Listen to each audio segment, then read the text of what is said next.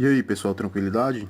Dando continuidade às nossas videoaulas do Centro Universitário Católico de Quixadá, da disciplina de Estudo de Dados 2 do professor Alanson, hoje nós vamos resolver a aula 2, referente à terça-feira, 30 de janeiro de 2018. Hoje nós vamos falar sobre fila e mostrar a implementação dela em um array. Desse modo, vamos modificar a classe fila com array de tal forma que o primeiro elemento, o início da fila, sempre seja o da posição 0 do vetor. Uma dica para resolver esse exercício é modificar o método desenfileirar da nossa classe fila com array. Então, vamos entender o que é uma fila no Java. Podemos dizer que a fila é uma estrutura de dados do tipo FIFO, First In, First Out, onde o primeiro elemento que entra é o primeiro que sai. A ideia fundamental da fila é que só podemos inserir um novo elemento no final da fila e só podemos retirar o elemento no início. A estrutura fila é uma analogia natural com o conceito de fila que usamos no nosso dia a dia. Ou seja, quem primeiro entra numa fila é o primeiro a ser atendido, ou a sair da fila. As filas permitem manipulações em duas das extremidades, no início,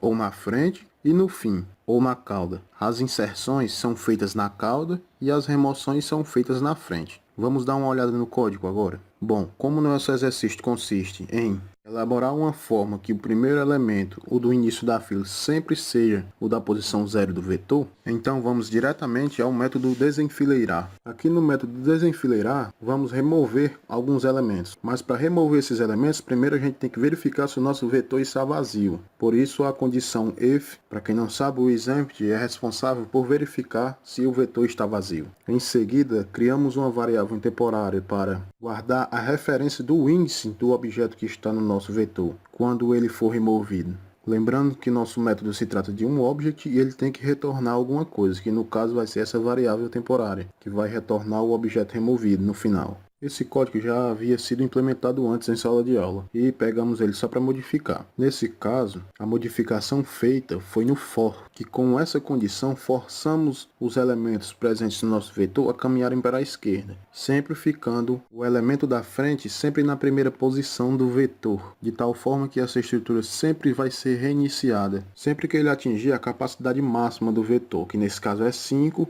e essa condição vai rodar até que seja satisfeita a condição de fila cheia, onde nosso vetor não vai mais suportar ser inserido novos elementos, retornando a mensagem de fila cheia. Bom pessoal, era só isso, nenhum mistério e até a próxima.